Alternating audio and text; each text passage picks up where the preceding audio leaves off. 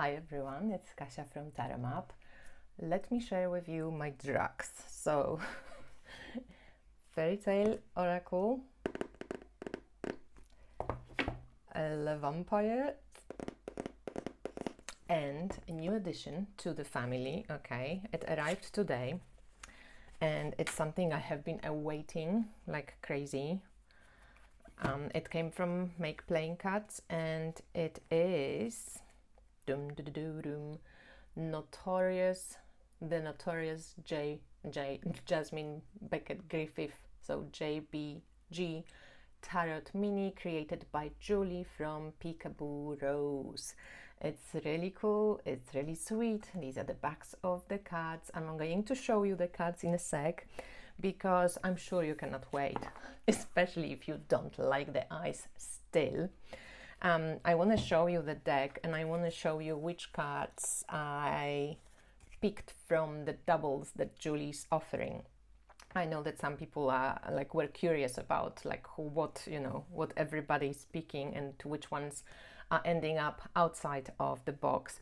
I just want to say that I have been using these decks every day for last 2 weeks maybe. And it is, I pull always one card from the Fairy Tale, one card from the Vampires. I started using the same kind of principle, so picking one card from the Fairy Tale for the clients as well, for the client readings. And I think I have to say that these decks read really, really well, and they kind of pinpoint like a really interesting themes and motifs that come up for people. Often hidden stuff that people kind of didn't, the conversation is going this way and suddenly I pick a fairy tale with the motif and it starts veering the other way, and then we go like, oh wow, that's actually an important, angle to whatever story we're discussing. So there is something quite spooky and cool about these decks and books. I'm not talking just about the cards, I'm talking also about the booklets. And for now it was the 1-1. I did try a couple of times doing a spread with, I think the vampires are much better for spreads like this because the fairy tale is such a big archetypal story in itself. So I think when you start putting many of them, you have to be very limiting to what the archetype of the story is or what the story itself really needs to convey to you right now. But I'm waiting for another Lucy, no, it's not actually Lucy Cavendish deck, but it's Jasmine Beckett Griffith artwork, and I will show you when it arrives. And I'm also waiting for Alice in Wonderland. So I'm going to have 4 oracle decks and 2 tarot decks. So this tiny cutest bloody deck from Julie, I'm in love with it. It's so sweet. The way she actually picked tarot archetypes and the art, how she combined and connected the two, it's perfect. I am disappointed about 2 cards. I'm going to show it to you and tell you straight away what they are, but I'm going to I decided when I will receive at least one more oracle deck, I'm going to offer a special reading on my website, and it's going to be called What is Staring You in the Face? Because big eyes are staring, right? They see things that you cannot see. So I'm thinking, what is staring you in the face? This is going to be a reading, maybe more for entertainment purposes, but just try it out. And it's going to be a recorded version, only around half an hour, 25 minutes, half an hour. I'm not going to overcharge for it, so it's I just want to try these decks for people. But I thought if you are a lover of these decks, you might love this reading. If you are on the verge, you're not sure what you think about them, this is a perfect way to try out how they read for you.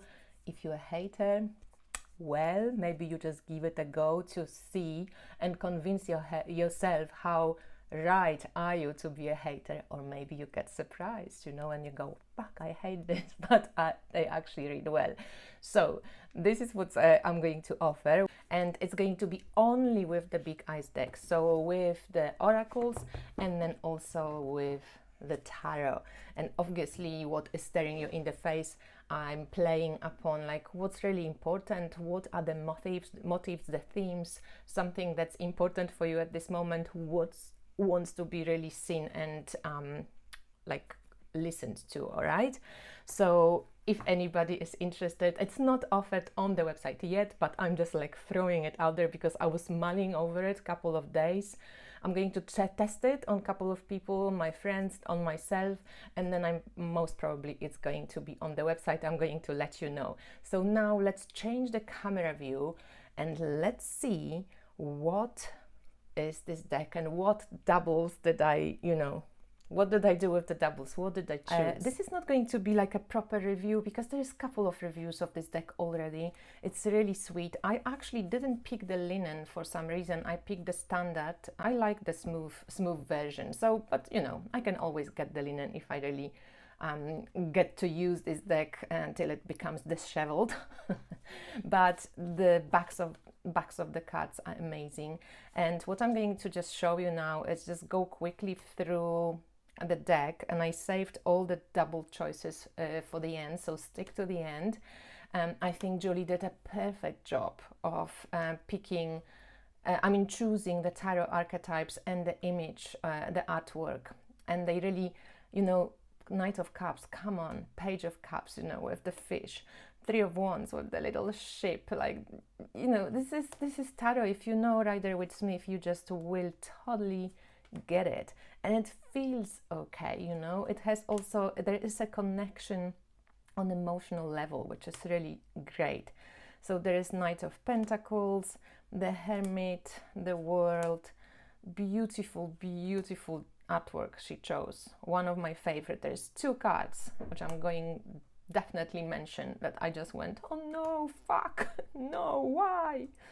So you can see that there's mostly the newer art of Jasmine Beckett Griffith. Love this Judgment card. How cool is that? But oh, come on, Four of Swords. Julie, why did you do it? So it's this older cartoonish artwork, and there's one more, and it's Seven of Swords. I'm like, they don't fit all the other decks. They just, disconnect, constant disconnect. So these two I would just change. And Julie, if you watch it, maybe there will be some influence. Maybe there is a way to change these two cards at some point, or add at least another Four of Swords for someone who hates the old artwork, and another Seven of Swords. Oh, that would be lovely. I would even get a linen version just to have a different option for these two cards.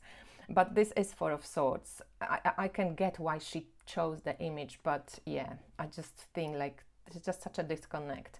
And even this Four of Swords, it's kind of better than the Seven of Swords. So Queen of Cups, and you can see how different that feels from the other artwork. Five of Pentacles, Six of Pentacles, and Seven of Swords. Again, it's like, come on, you're from another story. Get out of my deck. Amazing, just so beautiful. Five of Swords, Queen of Swords. She's such a, I don't know, she feels like a Scorpio. Seven of Cups, really sweet. Nine of Pentacles. Look how beautiful, and it's so, I want to check something with you. So King of Pentacles, Four of Pentacles, King of Swords, Ace of Pentacles, Nine of Swords, so cute. Queen of Pentacles, she hot. Six of Wands as the victory, glass of champagne. Nine of Cups, a bit more wine. Magician is so cute, the Star. It's very in teenage, inner child. Maybe I am in this kind of stage right now when I just have this instinctual or intuitive need to reconnect with, love the Hierophant, to reconnect with this part of myself, because I also ordered a Happy Tarot, which is really an inner child, very funny, happy, sweet, bubblegummy deck. So, maybe something is just in the cards for me about this. So Eight of Wands, Six of Cups, Eight of Swords. So you can see, it's you can feel it. And some of the cards repeat from the mass-produced deck from Beautiful Creatures. Seven of Pentacles with time, be patient, Ace of Cups. Okay, that's Lovers, amazing. I think this was another card in the Beautiful Creatures Tarot. I love this Ace of Wands, and I love this image and the fairy tale. Eight of Pentacles, so cool. Six of Swords, I just love it. Emperor, Ten of Pentacles, and Knight of Wands. So I was looking at these two, and I'm just thinking, oh my god, like I think I would switch them. I think this would be my High Priestess. I mean, I keep them as they are because obviously on Empress you also have pomegranates. It's also connected to Venus and so on. But she feels High Priestess, whereas she feels a little bit more like a Empress. And I know what Julie came up with. You know, there is 2 columns, there is a book. Obviously, like it's okay for High Priestess as well, I don't mind. But when I saw this, I thought like, wow, High Priestess, you know, because there's this mystery about it, and there's just more life and blossoming and stuff about this one. So if it was up to me, I would do this, would be High Priestess, this would be the Empress. Okay, so now, which one do you think I chose for the Three of Pentacles? I have to say from the get-go that I love both. I prefer bees to ferrets, even though I think I prefer this image actually, but I'm going to keep this Three of Pentacles in the deck with the bees. With the Sun, I decided to, keep 2. And now listen to my arguments. Okay, this is going to be the Sun, which comes with grace, with this like flow of the universe in your like way, you know, with abundance, with something that comes from outside of you. This Sun is going to show your personal strength, where you maybe shine bright, where you come with your like solar plexus kind of energy to the world. So I am going to keep both. This one more, it's up to you, and this one more, it's coming for you. It's like good luck card, you know, with I think that's Saraswati, right? With Justice, oh, I just couldn't decide because I love both. I love that Medusa card, and I love this Justice as well. And I thought that maybe I'm going to keep both as well. This as a Justice of like universal laws, keeping more balance, you know, and this the Justice that maybe it's gone wrong. So I'm going to make Justice, I split the archetype. Sometimes we are in situations when it's hard to actually get the Justice, and sometimes you have to let go of getting the Justice, but there's a lot of protection, and I love the myth of the Medusa. I still have to think about this, these Justice cards, but I just couldn't let go of any. I love the little Amanita mushrooms here, and just, but probably if I had to choose, I would probably go with the Medusa card. Page of Swords, and again, guys, I'm rechanging the tarot, the tarot system, okay? Because I'm keeping both. This one, Page of Swords, is more like mental traveling, curiosity, maybe even like on edge, you know, like deadlines and really doing things fast and like tumbling down your mental like and intellectual ways. This one, it will be a gentle Page of Swords. This is more like intuitive. This is more listen to the signs as well. So both will be in the deck. With Page of Pentacles, I chose this Page of Pentacles. I actually really love, she's so gentle. She's a bit more like, hello, I don't know, maybe I will knock the Bambi on the head. I don't know, she seems a bit kind of, they both cute, but I'm picking this one. So the other Page of Pentacles is going away. With Three of Swords, guess what? I'm keeping both. This is going to be the breakup card, the broken heart, like the heart issues, whatever we don't want to always see in Three of Swords, okay? So this is specifically going to go for like intellect over emotions and broken heart breakups, all these kind of type of things. Whereas this one is going to be like a Marseille read, like, you know, a bell language, creative Three of Swords, because threes are creative, right? So it will be listening to signs, it will be a creative mind, it will be open to, you know, innovations and open to being able to maybe speak in another way, listen to another way, find other solutions. So it will have nothing to do with the broken heart image, both in the deck. King of Wands, both cool. I'm keeping the Egyptian King of Wands. I like it. It's pretty cool. It's got fire, okay? And then Death, I'm keeping this Death. I really like this Death. This one is sweet too, but nope, this one is more of a Death card for me. And Ten of Swords, I'm definitely keeping the Scud one. This one is pretty cool, but even for me a bit too spooky. I don't know, cool image, but no, doesn't end up in my deck. So Three of Pentacles out of this is my most favorite, and might sometimes swap it with the other Three of Pentacles. And these guys, they can wait. I'm pretty sure I won't be maybe changing the other cards for these. So how do you find my innovation about the keeping two archetypes of the same card in the deck?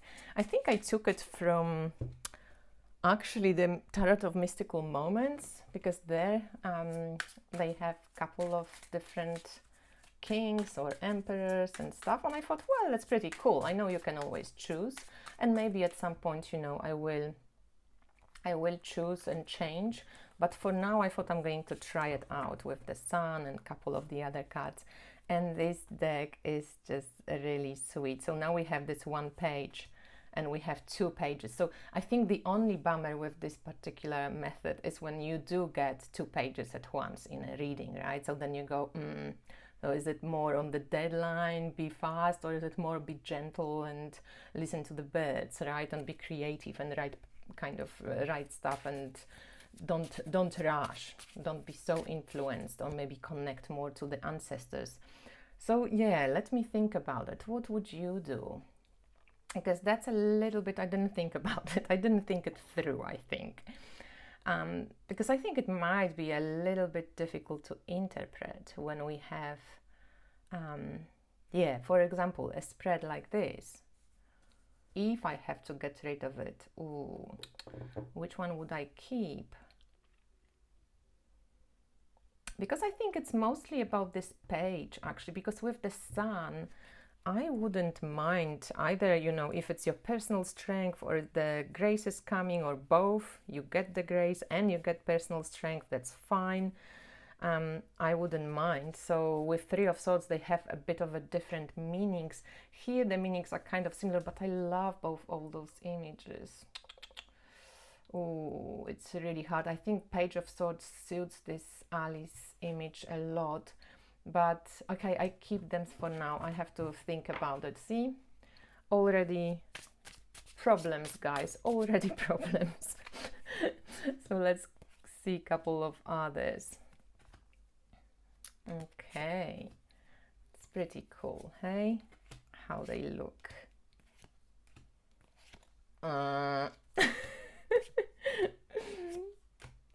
Oh, this Knight of Cups. Come on, Julie, change these 2 cards, or give us some replacements, please. So anyway, I hope you enjoyed it. It's just a fun video, and I'm awaiting a couple of more Oracle decks. So I'm waiting, as I said, for Alice and for the mermaids, and I'm going to play, guys. So what is staring you in the face reading is coming for you. Bye.